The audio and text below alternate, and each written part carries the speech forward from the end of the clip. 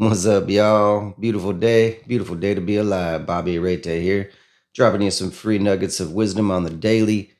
And first of all, just check out my company, purepositivity.com, PAWS Positivity.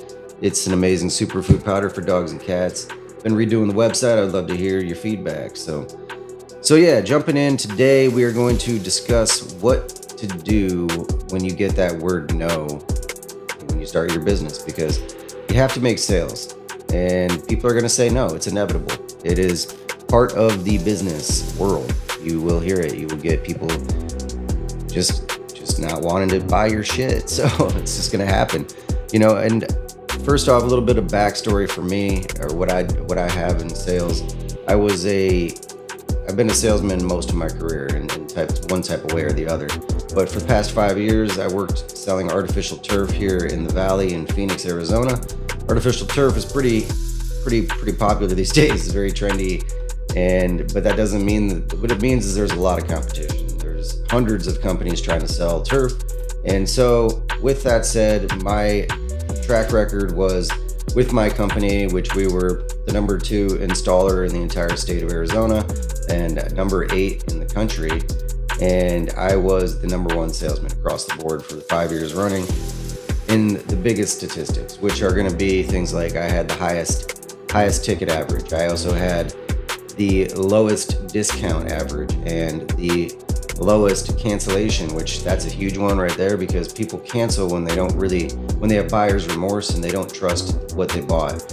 And so I had the lowest cancel rate. And then the big one, guys, I had the highest close ratio in the company for 5 years running, which was in the 40s, right in between like 44 to 47%, which means that basically almost like 1 out of every 2 appointments that I ran, I made a sale. So not trying to brag, just trying to say I got some know-how in the sales world, and my technique does not involve most of the stuff that you're gonna read. There's so many fucking books on sales, man. And the thing of it is it's hard to even just decipher which one to read.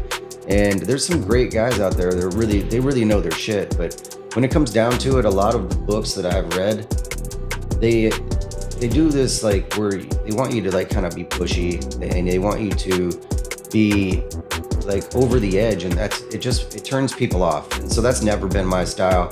My style has always been, because when I sell turf, I'm going into people's houses, and that's it's a very personal thing. It's very intimate. And so my whole agenda, I guess it's an agenda, but my whole technique involves just being human and getting to know people and talking to them and asking questions and seeing where I can find common ground with them. And, by the end, when we actually talk about numbers, because I don't even talk about any price until the final part of everything. After I've shown them everything that I can do for them, that's when we kind of get to the price, and I try to offer the best price I can. And so that doesn't mean that I still don't get no's, and the good thing of it is like no is not necessarily bad in the sales world. I would rather have a no than a maybe. I mean, honest, because at least with a no, I can be like, well, what is the reason today that you're just like blatantly giving me a no, and then when you do get that no, there's some things that you can do. When somebody's like, I don't think I can do this right now, or this today, or whatever, first thing you want to do is truly just listen. That's the best thing you can do as a salesman, in my opinion, is to be honest, have integrity. Don't be pushy and try to use mind tricks on people. There's so many Jedi mind tricks, and the truth, truly, if you know what you're doing with those, yeah, you can be a very successful salesman, but I wouldn't say good is the right word, because there's a lot of click run type of things that we as human beings can be persuaded into doing, and that's shiesty. So if you want to be a good salesman, you need to be a real person that has integrity. Truly just listen to what they have going on. Just ask those hard questions, and while you're doing it, try to maintain a positive demeanor. Don't go into this like, I'm not gonna make a sale, I got to try to make this money. No, you just talk to them like you would want to be talked to as a human being. It's going to be huge. It goes a long way when people notice that you're not like trying, like you don't have to make this sale. Like they're just like, it turns people off in a big way.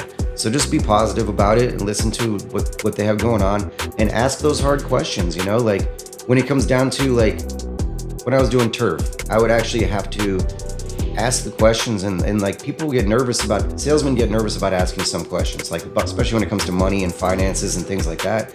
You know, like things like what is your average water bill? You know, people are like, oh, can't ask somebody that question. That's personal.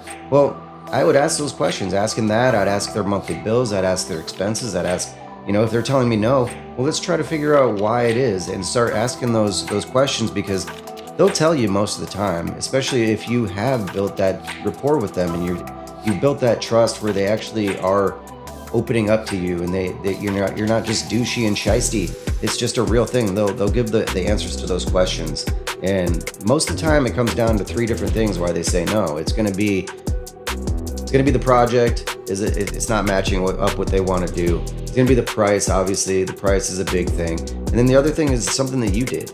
Like you might have, like they call it puking, or basically when you talk too freaking much and you talk yourself out of the sale. Like they were probably gonna buy from you and you just keep talking.